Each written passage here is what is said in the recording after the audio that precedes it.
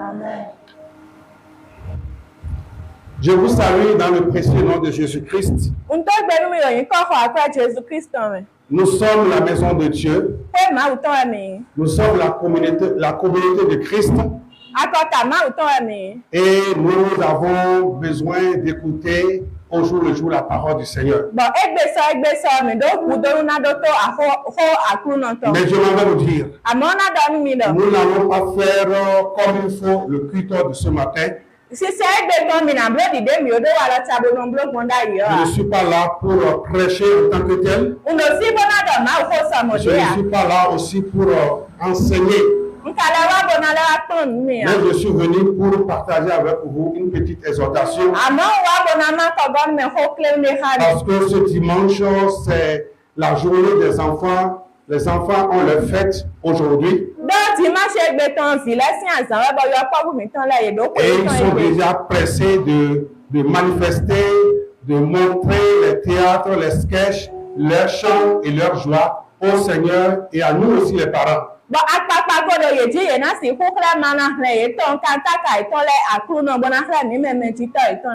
je ne veux pas abuser de leur temps. Je suis là juste pour sensibiliser vous, les enfants du Seigneur. Je suis là pour vous encourager pour le programme de jeûne et prière que nous avons et qui démarre dès demain. Nous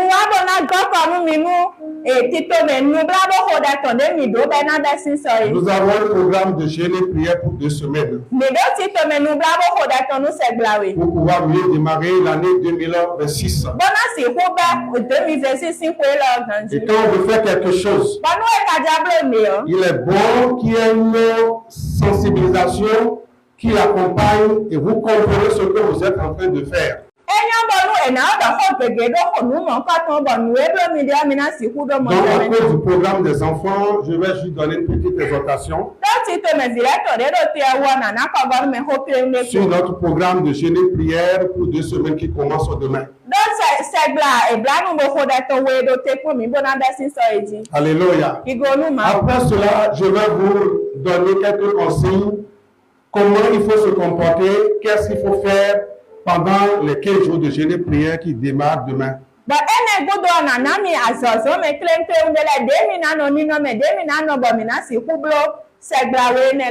Alléluia. Amen. Donc, une petite exhortation que je porte sur le livre de Samuel.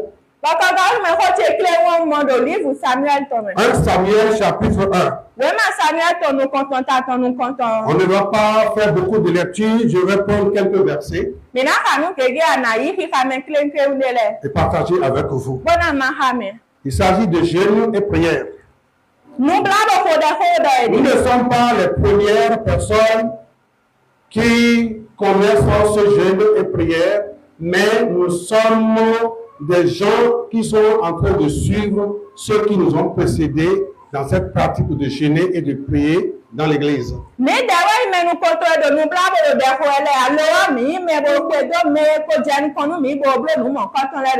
lorsque vous voulez faire quelque chose, et vous comprenez la densité, l'importance, le but réel de ce que vous voulez faire, vous le faites très bien. Ce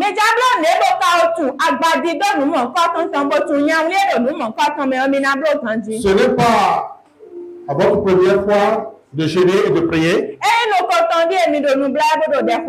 il est toujours bon de répéter pour éveiller les esprits. Le jeûne et la prière est une pratique ancienne. Et ça a toujours son impact. Ça a toujours son œuvre à accomplir dans nos vies. Alléluia. Amen. Lorsqu'on constate que le réveil n'y est plus, ou lorsqu'on constate qu'on est dans une certaine difficulté têtue, lorsqu'on constate que la présence de l'ennemi ou les germes de Satan deviennent de plus en plus forts, à ce moment-là, qu'est-ce qu'il faut faire? Il faut que le peuple de Dieu crie à Dieu. Et que le Seigneur intervienne. Le jeûne et la prière touchent le cœur du Seigneur. Et le Seigneur vient pour réparer, il vient pour guérir, il vient pour restaurer. Nous allons prendre l'histoire de Anne que nous connaissons tous. Je ne veux pas aller en profondeur dans l'histoire de Anne, mais je veux juste prendre quelques versets de son histoire pour vous motiver pour la semaine qui commence demain.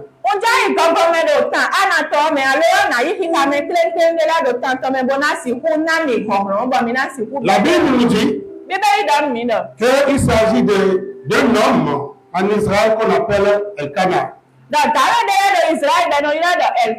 Et cet homme qu'on appelle Elkana, c'est un polygame.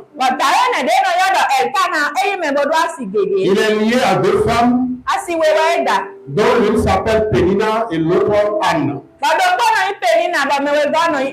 Dans l'histoire, nous apprenons que Pénina fait des enfants, il donne des enfants à son mari.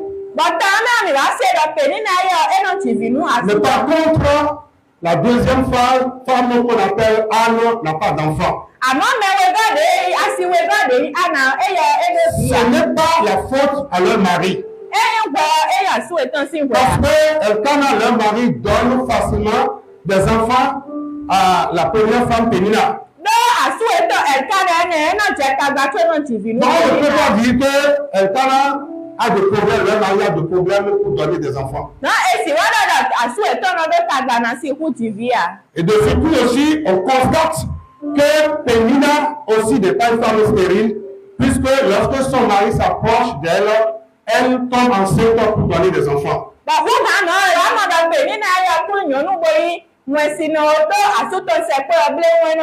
Donc, Elkana n'a pas de problème, Pénina n'a pas de problème. La personne qui a des problèmes de santé, c'est Anne. C'est Anne qui a le problème de stérilité.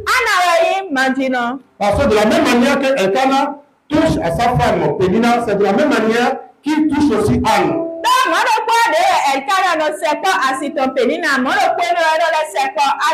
Mais l'autre est fertile. Pénina est fertile, Anne n'est pas fertile. Et chaque année, ils ont l'habitude d'aller fêter à Silo, auprès du serviteur de Dieu, Élie, le sacrificateur. Et chaque année, Pénina allait avec son mari et ses enfants. Anne aussi se déplaçait avec la famille, mais sans enfants. Et comme nous pouvons tous constater de nos jours, vous connaissez tous le problème de co-épouse. Il y a toujours des prises-bec, il y a toujours des petites discussions qui ne manquent jamais.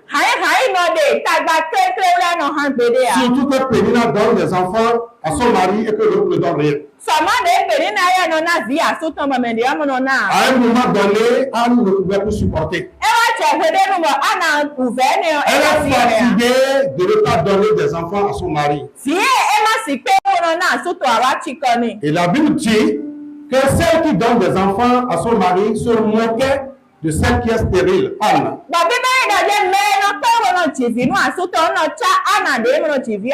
À partir du verset 7, la Bible dit ceci. Et toutes les années, il en était ainsi.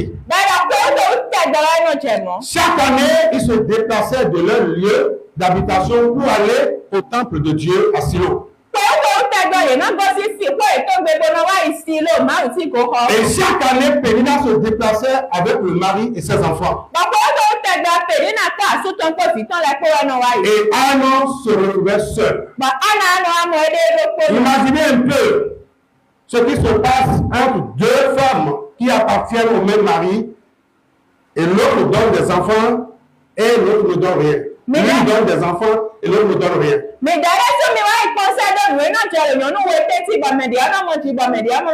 Jusqu'à nos jours, les mêmes problèmes demeurent dans les foyers. Et Anne n'arrive pas à supporter le comportement déplacé de sa épouse Pénina.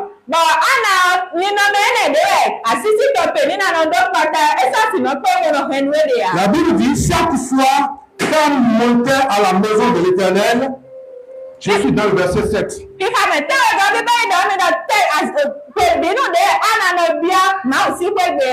Pénina la mortifiait de la même manière. Une façon de montrer que moi je suis fertile, je donne des enfants à notre mari, mais toi, qu'est-ce que tu es? Tu n'es que l'arbre sec, tu ne donnes rien.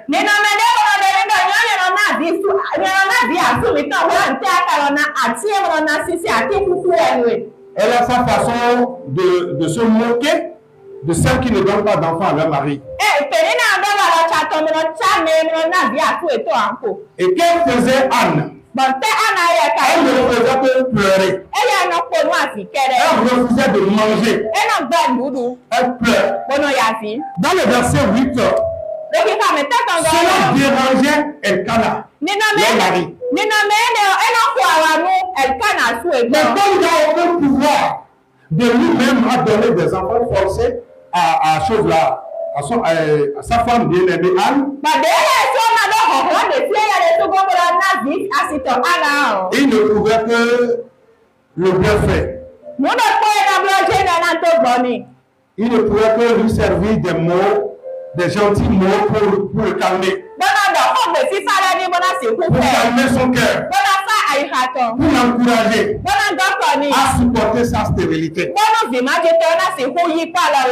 il a dit, écoutez ce qu'il a dit. Elkana, son mari, lui disait, Anne, pourquoi pleures-tu? Et ne mens-tu pas? Pourquoi ton cœur est-il attristé? Mais il sait, le cœur de sa femme est attristé parce qu'elle n'arrivait pas à lui donner des enfants comme la coépouse Pénina.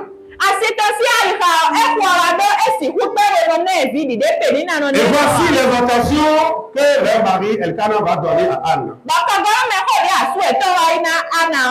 Est-ce que je ne vaux pas pour toi mieux que 10 fils? Ça, cette exhortation ne remplace pas la douleur que souffre sa femme Anne. Ça ne calme rien en elle. Et ces 10 fils dont parle son mari Elkana n'existent nulle part. Elle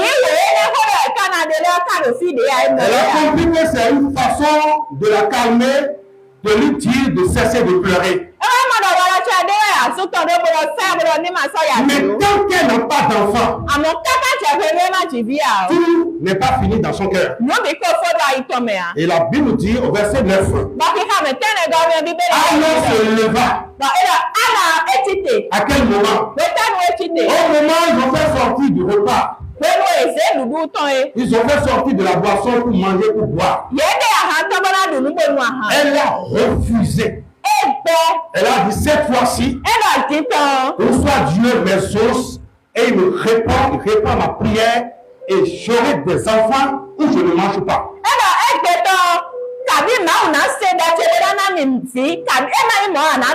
Et c'est ainsi qu'il est rentré, elle est rentrée dans le temple. Et elle a commencé par prier. Elle a renoncé à la nourriture. Elle a renoncé au plaisir de la chair. Elle a décidé de ne pas manger ni boire. Et elle s'est introduite dans le temple. Pourquoi faire? Pour prier. Pour décider son cœur devant le Seigneur. Pour crier à Dieu. Pour parler de cœur à cœur avec Dieu. Et elle a tellement pris du temps pour parler avec son Dieu. La Bible nous apprend que le sacrificateur, le vrai sacrificateur Élie, ne comprenait pas les gestes ni le mouvement, ce que cette femme a dans son cœur. Et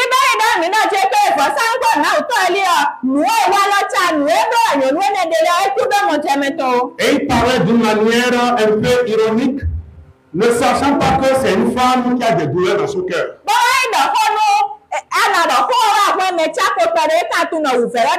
Jusqu'à quand tu vas finir ton livre?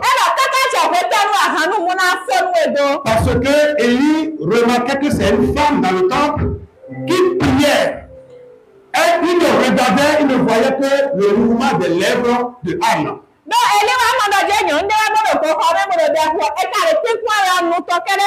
Il n'écoute pas, il n'entend pas les mots, ce que Anne est en train de dire à Dieu. Alléluia. Amen. Mais il voyait le mouvement des lèvres de Anne. Sachant que c'est une femme qui souffre en elle-même. Et il y a quelque chose de très sérieux dans son cœur, dans son esprit à partager avec Dieu. Anne va lui dire, homme de Dieu, je suis sérieuse. Ce que je souffre, ce que j'entraîne dans mon foyer, ne me permet pas de boire, de m'enivrer. Si je suis enivré, je suis enivré de ma douleur, de mes problèmes, de ma stérilité, qui me diminue auprès de mon mari, qui donne toutes les chances possibles à ma co-épouse de se moquer de moi. Donc je suis sérieuse. Je parle à Dieu. Je partage ma douleur avec mon Créateur. Et elle a partagé, ça dit le but de sa prière avec Élie. Et lui a ajouté sa bénédiction. Que le Seigneur t'entende. Et la Bible dit, Anne priait. Elle décidait son cœur. Sans manger, sans boire. Alléluia. Amen. Pourquoi a-t-elle refusé de manger et de boire? Parce que le problème devient très sérieux. La douleur devient de plus en plus grande. Et il y a une grande leçon que nous pouvons tirer de là. Chrétiens et chrétiennes que nous sommes, que vous êtes, à des moments donnés, priez simplement, qui ne répond plus, doit nous pousser maintenant dans la privation de manger et de boire. Et ouvrir notre cœur pour déverser notre douleur, notre souffrance. Dis à Dieu ce que nous sommes en train de traîner. Partagez la souffrance dans notre cœur avec Dieu. Donc je peux dire que Anne priait. Elle priait. Maintenant, elle a passé à la vitesse supérieure. Dans un moment donné, lorsque l'Église constate que les choses ne vont plus comme cela se doit, lorsque l'Église est en train de constater que sa joie, sa victoire sexuelle, ça baisse.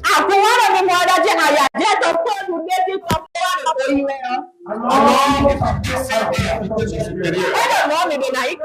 La vitesse supérieure, spirituellement parlant, il s'agit de se priver de la nourriture, de refuser de boire des sucreries, des boissons par-ci, de dire non au plaisir de la chair pour aller à la face du Seigneur.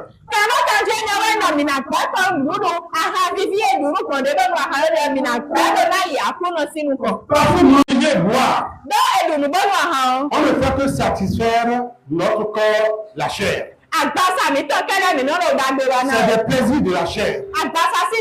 Et lorsque le chrétien demeure sans cesse dans ce mouvement de manger, boire infiniment, nos problèmes têtus peuvent demeurer, peuvent nous embêter.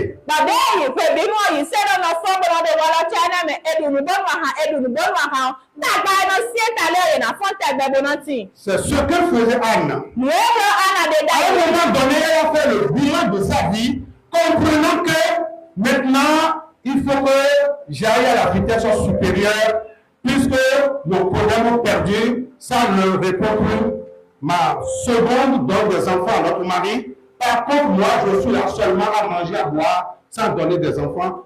Assez, c'est assez. Trop, c'est trop.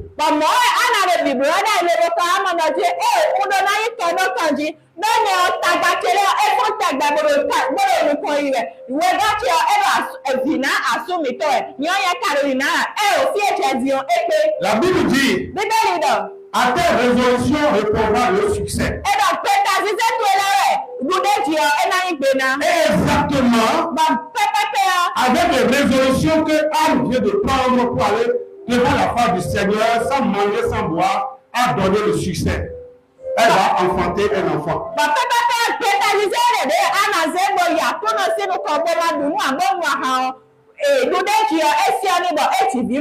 Et quand elle a fini de prier, elle est sortie du temple. La Bible dit tout joyeuse. Elle est contente. Elle savait que Dieu a exaucé sa prière. Alléluia. Et c'est à ce moment qu'elle va prendre de la nourriture pour manger et pour boire. Son esprit est calme. À l'intérieur d'elle, elle savait que Dieu va résoudre le problème. Dieu va intervenir. Son esprit a reçu une certitude que personne au monde ne peut lui ôter. C'est ce que fait le jeûne. C'est ce que fait le jeûne accompagné de prière. Alléluia. Amen. Donc, elle a mangé, elle est rentrée à la maison. Et la Bible nous apporte ce témoignage. Et je suis en train de finir comme ça. Il a dit, il se levait de bon matin. Et après s'être prosterné devant l'Éternel, ils s'en retournèrent et revinrent dans leur maison à Rama. Elkana connut Anne, sa femme. Et l'Éternel se souvient d'elle. Quand ça ne va plus, et quand on se lève pour crier à Dieu dans le jeûne et dans la prière, lorsque quelque chose, c'est une situation, nous embête sans cesse. Et nous nous prenons au sérieux. Nous disons stop au manger et au boire. Nous disons Seigneur, ce que je suis en train de traîner, c'est très sérieux. Maintenant, je renonce à la nourriture. Je renonce au repas. Je renonce au plaisir charnel. Je viens avec mon esprit pour parler avec toi. Tout jeûne et toute prière sérieuse que vous portez à Dieu va amener toujours un changement. Donc quand ça ne va plus, on ne continue pas de pleurer, de pleurnicher sans cesse. Dans les premiers temps, on pleurait. Mais à un moment donné, on a compris que le problème n'est pas de pleurer sans cesse, mais plutôt de prier, de crier à Dieu avec son âme, avec son cœur.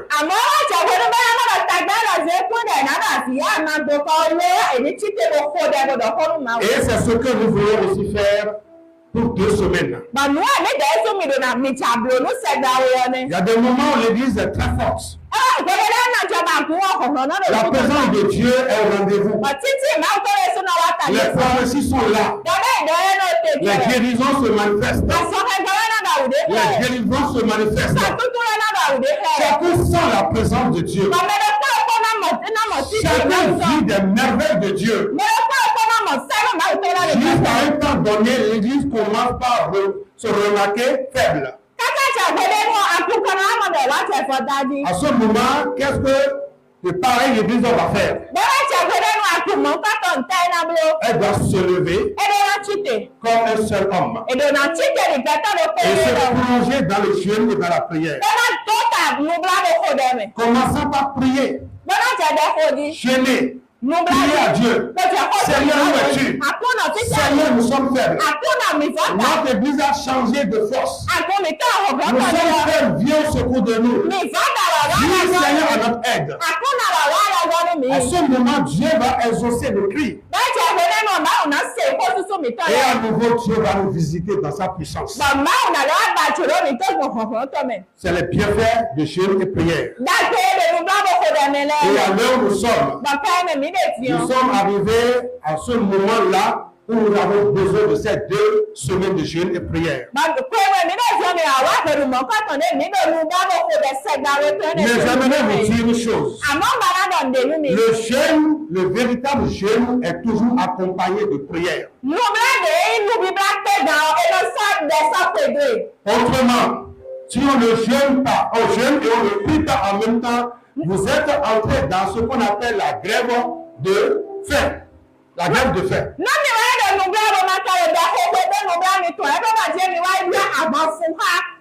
Le jeûne qui n'est pas accompagné de prière est une perte de temps. C'est juste un retardement à quelque chose pour manger après qui n'a pas son sens. Le jeûne sans prière perd son sens spirituel. Pouvez-vous même vous allez remarquer que soit dans l'Ancien Testament ou dans le Nouveau Testament, dans tous les passages, nous avons appris que les patriarches ont gêné, ils ont prié. Même au temps de l'apôtre Paul dans Actes chapitre 13, ils étaient tous ensemble en train de prier.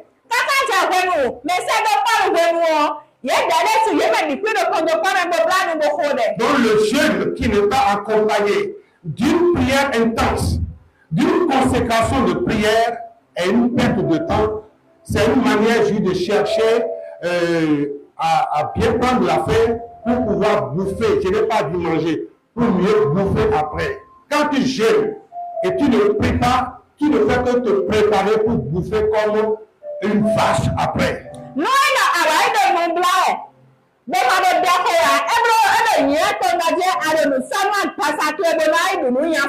Le jeûne ne tue personne. Au contraire, il fait beaucoup de choses, sauf dans notre corps.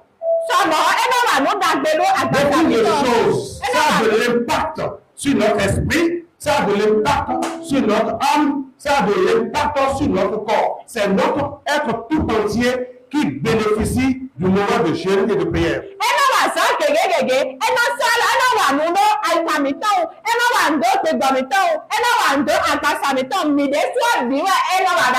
Si je peux parler de la définition de jeûne,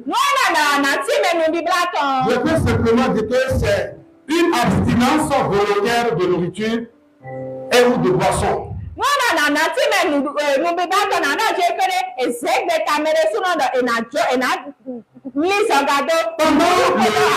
Pendant le véritable jeûne et prière, il n'y a pas de sucrerie qui accompagne, il n'y a pas de soda qui accompagne.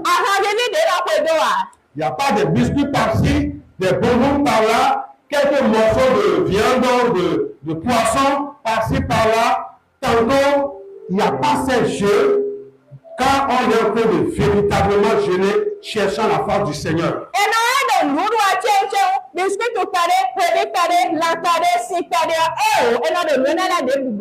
C'est une période qui est bien définie par des raisons culturelles.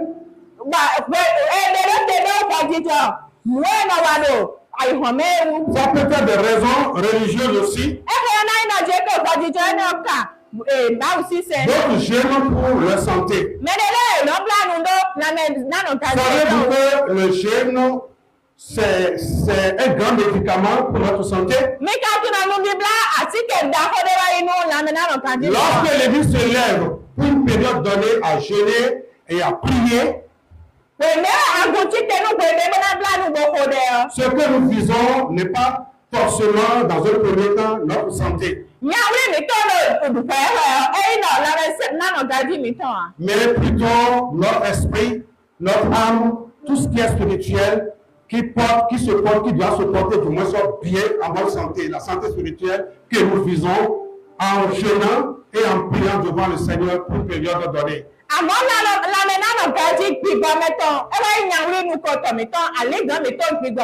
Maintenant, il y a deux formes. Le temps de jeûner. Il y a le jeûne intermittent, c'est-à-dire un temps que vous vous donnez pour jeûner et cesser de jeûner, prendre le repas et continuer après.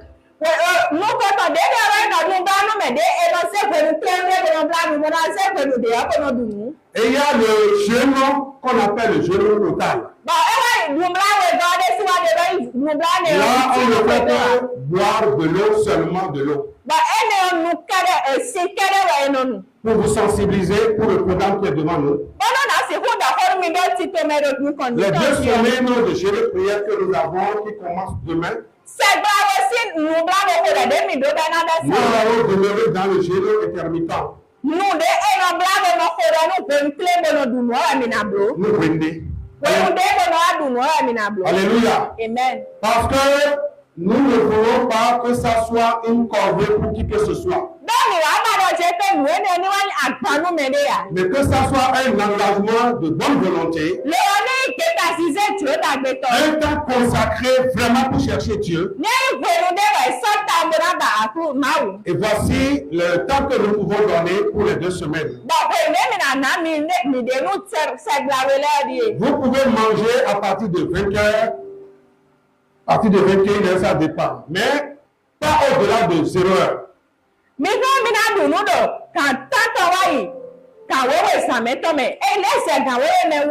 rentre pas à minuit, c'est déjà une autre journée. Je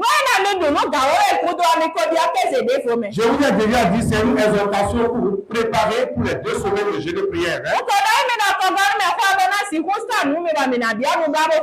Si quelqu'un veut déjà manger à 20h, ou à 19h, ou à 21h, c'est à vous de choisir. Mais sachez que vous prenez le dernier repas à la veille. Dès que vous finissez de manger à cette heure-là, je ne vais pas déjeuner dimanche, je ne vais pas déjeuner dimanche. Aujourd'hui à 20h ou à 21h, vous finissez de manger et de boire. Comment se votre jeûne et prière? Il n'y a plus à croquer par-ci, par-là quelque chose. Alléluia.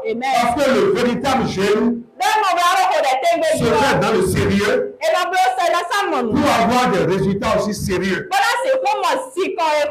Mais par contre, nous ne limitons pas ceux qui veulent continuer de jeûner, c'est-à-dire le jeûne total, ce qu'on appelle le jeûne total. Vous êtes libre aussi de faire le jeûne total.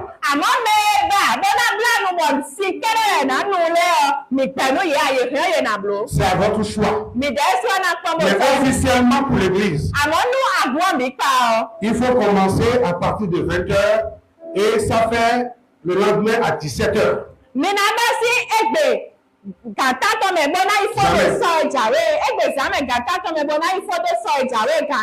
Alléluia. Amen. À 17h, vous pouvez déjà déjeuner. Mais méfiez-vous de chercher à gonfler le ventre. Parce que ce qui va suivre à 17h, c'est des moments de louange, d'adoration et de grandes prières que nous avons ici jusqu'à 21h.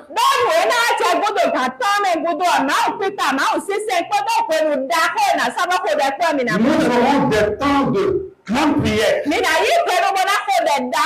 allons ouvrir notre cœur à Dieu. Nous allons crier à Dieu. Et vous allez voir qu'à la fin de ces 2 semaines de prière, les résultats que nous aurons.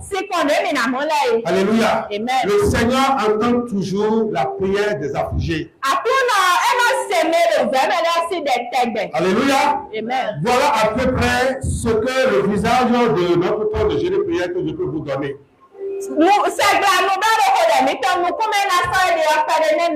Maintenant, il y a quelques 3 points ici. C'est des informations. Des informations comportementales. 1. Pourquoi l'Église Mission Humanité pour Christ veut maintenant se donner le temps de jeûner pendant 2 semaines?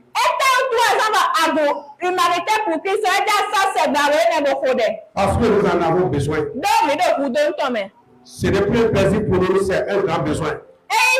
Nous décrétons cette période de jeûne et prière. Nous l'avons décrété pour le réveil spirituel de l'Église. Ça va nous permettre de nous rapprocher de Dieu. Ça va nous permettre de passer du temps avec Dieu.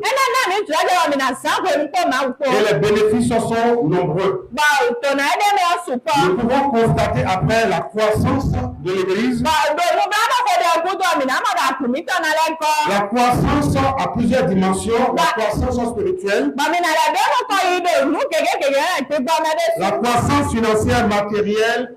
Et tout ça de grâce que Dieu peut nous accorder aussi. Alléluia. Amen. Donc nous sommes en train de programmer ces 2 semaines de jeûne et prière pour faire tomber la chair, crucifier la chair. Pour favoriser le réveil spirituel dans les départements fonctionnels au milieu de nous. Deuxième chose, le comportement ou les comportements tenus pendant cette période de jeûne que nous déclarons à partir de demain jusqu'au 6 février. Vous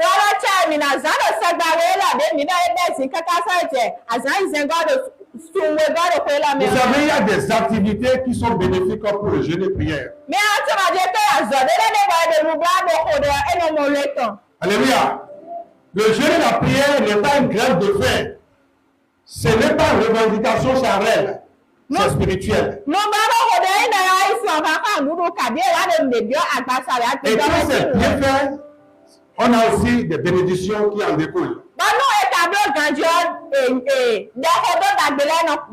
Pendant notre période de jeûne, il faut passer du temps à lire sa Bible. Pour ceux qui savent lire, passez du temps avec votre Bible. Lisez, méditez, étudiez la parole de Dieu. Si vous avez d'autres livres chrétiens qui peuvent vous édifier, passez du temps avec ces livres pendant la période de jeûne et prière. Priez aussi beaucoup. Vous voyez, ce n'est que des activités spirituelles qui vous aident dans votre jeûne et prière. Passez du temps dans la présence de Dieu. Ça va beaucoup vous aider à ne même pas penser à votre ventre. C'est un temps aussi que vous pouvez prendre pour louer et adorer le Seigneur. La loi et l'adoration, ce n'est pas seulement à l'église. Personnellement, chez vous, vous trouvez un endroit calme, vous pouvez louer et adorer votre Seigneur pendant le jour.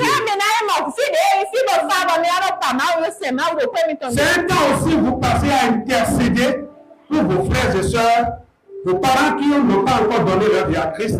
C'est un moment où vous profitez pour intercéder pour quelqu'un.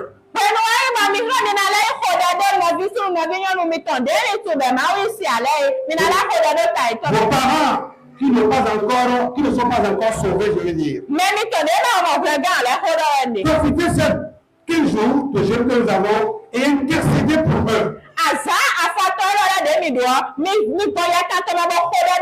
Laissez le Saint-Esprit déposer en vous un fardeau de quelqu'un à qui vous êtes en train d'adresser à Dieu en leur faveur des requêtes.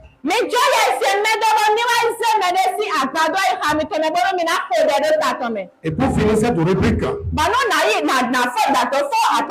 le jeûne et prière, passer du temps dans le calme.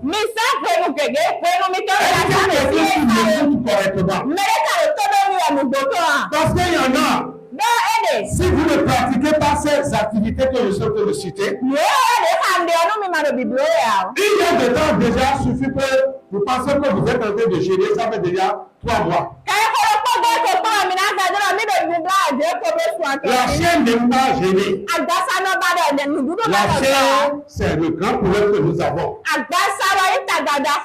Mais lorsque vous êtes rempli d'esprit, vous priez, vous intercédez, vous lisez la Bible, vous pensez aux autres, ça dit vite, le temps passe et vous ne vous rendez même pas compte qu'il est déjà tard.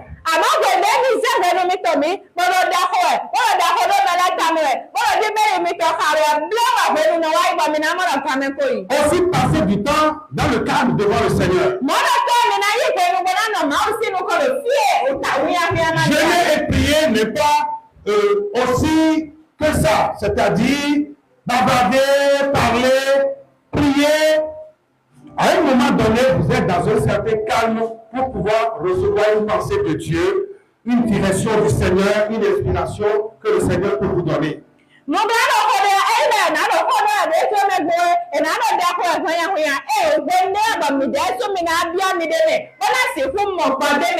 J'espère que je suis en train de vous préparer pour les 2 semaines qui sont devant nous. Heureux celui qui pratique ces choses. À la fin, c'est-à-dire le 6 février prochain, quand nous aurons fini, ceux qui ont mis en pratique ce que je suis en train de donner comme conseil, vous allez me remercier.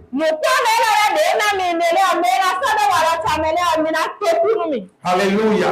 Amen.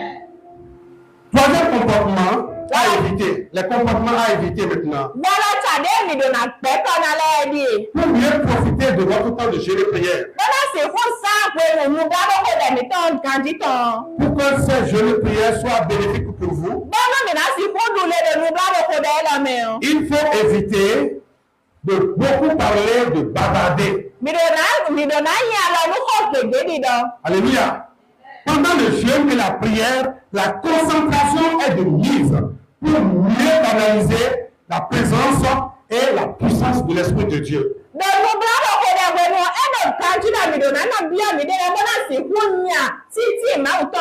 Vous ne pouvez pas en train de jeûner, en train de traverser une période de jeûne et prière, alors que vous ne faites que bavarder par-ci, par-là, en train de parler de tout et de discuter de tout. Ça va évaporer l'énergie que vous devez dépenser pour être concentré devant le Seigneur. Mais si vous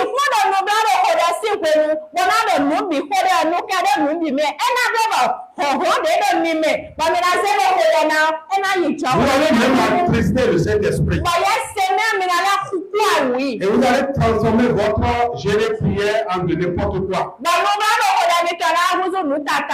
Autre chose qu'il faut éviter, il faut éviter de passer beaucoup de temps avec le téléphone. Je ne peux pas vous dire de jeter les téléphones, non. Je ne peux pas vous dire de ne pas utiliser votre téléphone, non. Mais tu es dans le jeûne et dans la prière. Et tout le temps de la journée, rien que des photos sur votre portable, des films par-ci, des photos par là, de n'importe quoi vous êtes en train de regarder pour tuer le temps. Vous ne priez pas. Donc vous dites que vous êtes en train de jeûner avec portable et film et photos en main. Ce n'est plus un jeûne. Il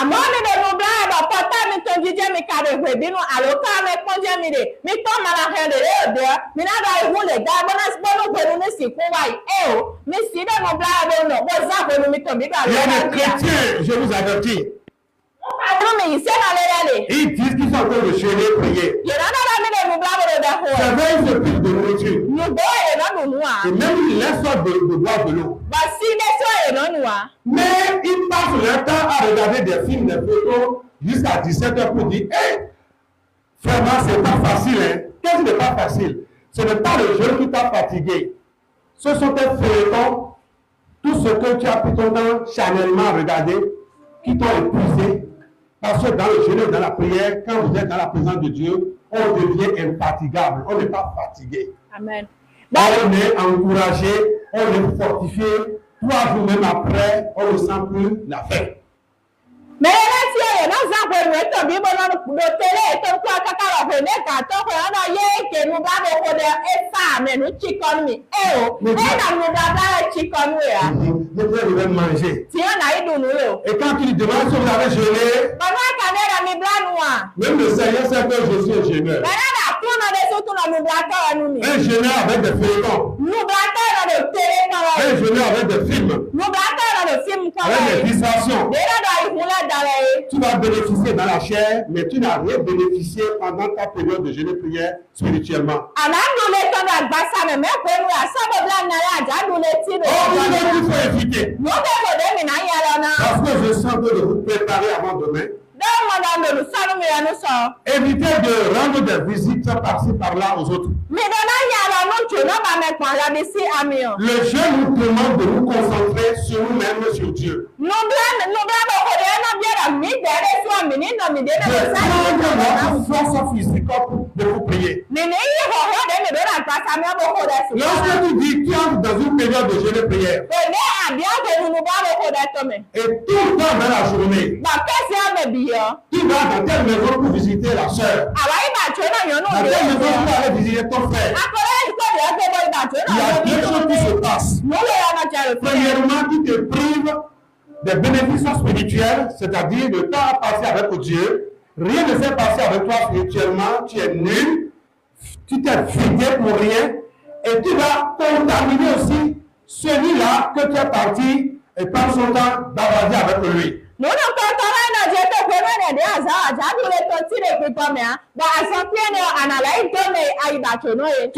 Qui t'empêche de prier. Et qui empêche l'autre aussi de prier. Je ne dis pas que c'est interdit de visiter. Mais gardez dans votre conscience que nous sommes dans une période de jeûne et prière pour 15 jours. Et que les visites soient rares. Que chacun reste dans sa maison. Dans la journée, pour avoir un temps de consultation avec son Dieu. Je ne vous demande pas d'éteindre vos portables. Essayez de gérer comme vous pouvez. Mais si vous avez bien prié, si vous avez bien jeûné dans la journée, votre esprit vous le témoigne. Alléluia. Et si rien de ça ne fait spirituellement, vous le saurez. Et le dernier point. Il faut aussi éviter de se promener. Se promener. Tu sors. C'est peut-être si tu sors parce qu'il y a trop de bruit, à l'endroit où tu es en train de prier et que tu veux faire quelques sympas, va et vient, en train de prier, c'est autre chose.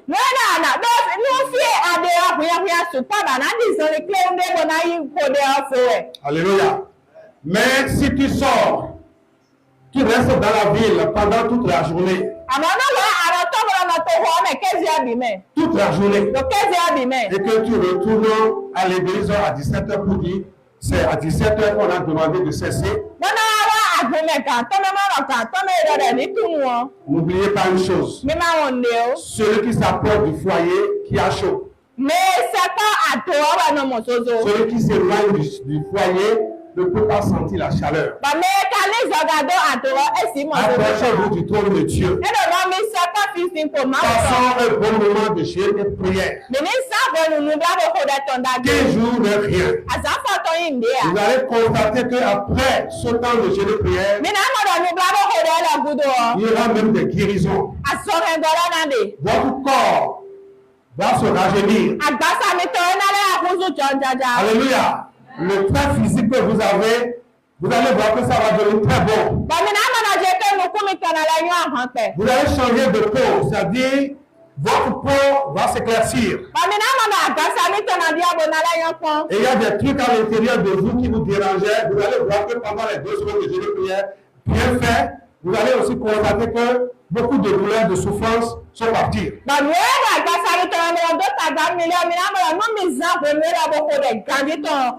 s'il y a des mauvais esprits qui dérangeaient quelqu'un, vous allez dominer ces mauvais esprits. Le jeûne et la prière changent et renversent la situation malheureuse en situation bénie. Je vous souhaite et je souhaite à chacun de vous bon voyage de jeûne et prière à partir de ce soir. 20h ou plus tard 21h.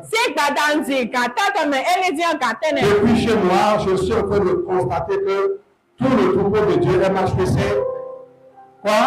est en train de chanter, en train de prier.